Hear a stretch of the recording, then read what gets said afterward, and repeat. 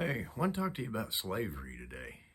And I've been thinking about this some, and a lot of the things that we've been shown and we've been taught are simply incorrect, and that's why it's important to talk about. Now, it should go without saying, but just to head this off at the pass, I'm not a proponent of slavery. I think it's an abhorrent institution of humankind. To think that one human could subjugate another human and say, you're going to work for me and you're going to do it for free, basically. I mean, I'll give you something to eat to keep you going. I might give you some shelter, but you're going to work for me. And if you don't, I'll just beat you. I mean, that is so disgusting to me. It shouldn't even have to be addressed. But again, just to head it off at the pass, I'm not a proponent of slavery. I don't think it's a good thing. It's not. It's horrible. The first thing that most people think of, at least in America, and at least I do, first thing you think of, automatically, the first image that pops into your mind when somebody mentions slavery is black people. Really strong, muscular black people, or black families, and how they've been done wrong, and they're just beaten, and they lived in hovels, that's the image. Or like Roots, the old movie that they showed us in school, with the Reading Rainbow guy, Kunta Kinte, and all that business. That's the first image that pops into your mind. And historically, that's totally inaccurate. There were slaves in biblical times. People made their own populace into slaves. Back then, they're stomping around in mud pits as people threw in straw, to make bricks or whatever. And if you didn't work up to somebody's standards, they'd hit you with the whip. Get to stomping them bricks, boy. Horrible. But those people weren't black. Now, something I've been considering, if a man, present day, say, bought a tractor, he's got an investment in that tractor. He's put forth a goodly sum of money. So, would he leave that tractor to sit out in the rain and snow and, or put substandard gasoline in it or diesel? And just like, I don't care about that, of course not. That's an investment of his, and he wants to make sure that it is properly maintained to do the work that he needs done. And I think historically that's been a little blown out of proportion with slavery, this business of living in hovels and, you got fed rotten slop or whatever, I don't think that's accurate. Now, it may have happened to some degree. I'm sure it did, depending on, as bad as the term is, quote unquote, the owner, the landowner, let's say it that way.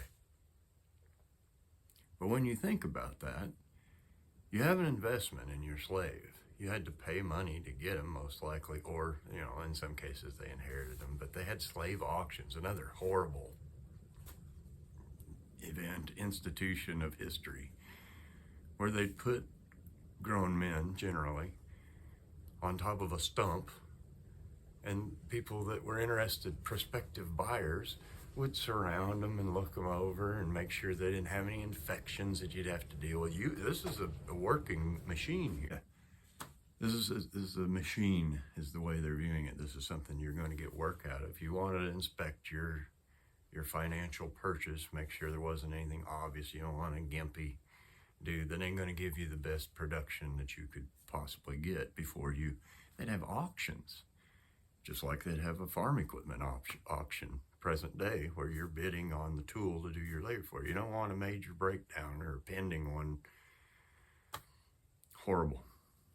So, they're having their slave auction, whatever, and a common black slave would bring 50 pounds. And you got to think of pounds as the equivalent of the dollar at the time. So 50 pounds for a black slave. Something that is largely ignored by all of history is the Irish slave trade. Maybe because they had less melatonin in their skin. I don't know why. But the Irish slave trade was a huge deal historically. An Irish slave was worth about 5 pounds. So when they brought these people, these slaves, whether they were captured, kidnapped, a lot of them were sold to ship owners by their own people, also left out historically. A lot of black people were sold into slavery by other blacks who just stood to profit from it. Anywho, so they're bringing these people to America. A black slave was worth 50 pounds. An Irish slave was worth 5. And oftentimes, the ship might go to Africa to pick up the slaves, and then it'd go to Ireland to pick up more slaves. White slaves. Worth 5 pounds. And in sailing back to America, if there was any question about food rations, or sickness, or disease, or whatever, if there was any debate about, are we going to have enough? Rations are a little slow. We should have brought more food, for the slaves and whatnot. It became a matter of survival, and because of the value of a black slave versus a white one from Ireland, they'd simply throw the Irish overboard. Problem solved. We don't have to feed that mouth anymore. The trouble with that is, never in the history books was there any mention of white slavery. Never that I saw. So getting back to the auction block thing, and you're looking over your potential investment, when you got that to your property, to your farm, would it make sense to park your new tractor out in the rain and the weather and put junk fuel in it and not maintain it, not change the oil, not give it the best, to keep the thing going, to keep it performing? I think history has this a little askew. This business of putting them in a hovel and there's wind blowing through the cracks of the walls. And I don't know that that's so. I would imagine living quarters, sure they'd be sparse, but, and I'm not trying to glamorize this. I'm just saying the way history views this stuff, the way you see it on documentary films, barely getting by, living in this little cramped up thing, trying to stay warm in the winter and just dying of the heat in the summer. Back then, everybody died of the heat in the summer. It wasn't any cooler in the farmhouse with the white folk. Point being, wouldn't you take care of your investment? You got 50 English pounds tied up in this slave. Wouldn't you feed it properly so you could get the most work out of it? Wouldn't you make sure it had some kind of living accommodations that were at least suitable to get a good night's rest so you could exploit the work the next day? And again, the whole system's bad. It ain't my system. It's horrible. I hate it. I'm just saying, historically, that's inaccurate to portray this as, I'm sure there were bad slave owners that did have little hovels and they were crappy people. All these, in my estimation, all these slave owners were crappy people. How could you allow that on your property? You're the slave master. You're not the master of anybody. And I don't view any human as the master of another one, regardless of institution or whatever you want to call it. That's just, it's beyond my thinking. It's despicable. So I'm sure some were good and some were not as good and some were horrible, just like with anything. So a lot of times, present day, you hear people, employees of corporations or, say, well, is this slave? We're slaves. It's modern day slavery. Of course, that's somewhat ridiculous, but in another way, wouldn't it be somewhat true? And Don Tyson of Tyson Chicken, I don't know if it's true or not, but it was passed down to me that he was once quoted as saying, you got to keep them hungry. You got to pay your employees just enough to where they keep doing the work, but not so much that they won't come back on Monday. In a sense, modern day slavery may still exist. The difference is you have the choice now. Now that brings up another point.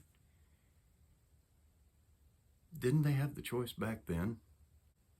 The trouble with that is people have always held a power that they were reluctant to test. You have a whole farm of slaves. Say there's, I don't know, let's throw out a number. Say there's 30 slaves on this farm. And there's the landowner, and there's his wife, and maybe a couple kids running around, and maybe 2 guys with shotguns to keep the slaves in line. But you got 30 men and women, grown people, out working the fields. You tell me 30 can't take over 5 or 7, and maybe, yeah, somebody's going to have to get shot. Maybe somebody's going to have to die. If this institution is so horrible, and it was, why would you allow this? And it's the same thing in feudal times, where you have the population. You have 200,000 people, and you have in the castle the king and the queen and some offspring and maybe an army of 10,000. Can't 200,000 overtake 10,000? What are we waiting for here? I don't understand this. So maybe more to the point of this video, in modern day, you have all of the population, and then you have some people living in the White House, and some people in Congress, and some people in the Senate, and some judges, and some police. Are you willing to put up with slavery now? If you're going to call it that. We're barely getting by. Our wages aren't even enough to pay the rent hardly and keep eating. But you're tolerating it. What is it going to take to revolt? What is it going to take to stop participating in this? And it goes back to slavery in that it's the comfort of what is known. We get fed. Why would we revolt against the farm owner? We got a place to live. We have food. We get a little bit of free time. We get to sleep every night. We got a house, you know. They converted that after slavery, after they abolished slavery. They converted it into sharecropping. Now that is probably a more modern, a more congruent description of where we are as a society now, is sharecropping. So they turned the blacks and the Irish loose. You know, you got your freedom. Well, what are they going to do? They're not qualified to do anything except farm. So they became farmers, a lot of them, and worked on farms that they didn't own. They rented. They were sharecroppers. So you'd plant 20 acres of corn, and then the landowner, once again, or the corporation owner, would come in and say, all right, you got 20 acres and blah, blah, and I'm charging you, 5 acres of that corn is mine because it's my ground, so you got to pay me rent on that. But the slaves couldn't do math. They weren't learned men. And so the farmers just throwing out figures, and well, you used my hoe, and you used my wagon, you used my horses, I had to feed them, blah, blah, blah. And it comes out to, your portion of that is $3.80. And maybe you made $100. The sharecropper can't do the math. He don't know if he's been being screwed over or not. He knew when he said, all this work that I put into this ground and I get $3.85, well, something ain't right here. And how come that farmer seems to have so much money? You don't see him doing much. Sharecropping. I think that's a more accurate description of where we're at now. But once again, how long are you going to tolerate it? And a lot of young people now won't go work. They ain't going to work for $12 an hour. What are you going to do with that? You can't pay rent with it. You can't live on it. The trouble with that is they're still consuming. They're still buying the overpriced stuff and the video games and the cars and all. Stop. If you really don't like the way the system is, stop participating in it. Just some things have been considered. Thinking it over. You can put your comments down in the doobly-doo section, because that's where they go. I like them. I enjoy reading them. For the record, I do not delete comments. Never once have I deleted a comment on this channel, even though I don't agree with a lot of them. You have the right to freedom of speech, as far as I'm concerned. Speak it. Put it down there. but please don't accuse me of deleting comments. The YouTube thing, a lot of times I don't get notifications. I almost never get notifications. I have to scroll through stuff and see if anybody added a new one.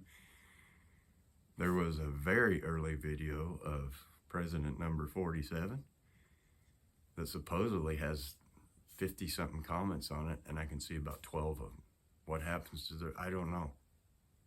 I got other things to worry about. Hey, I thank you for your time. I thank you for watching. I'll see you next time.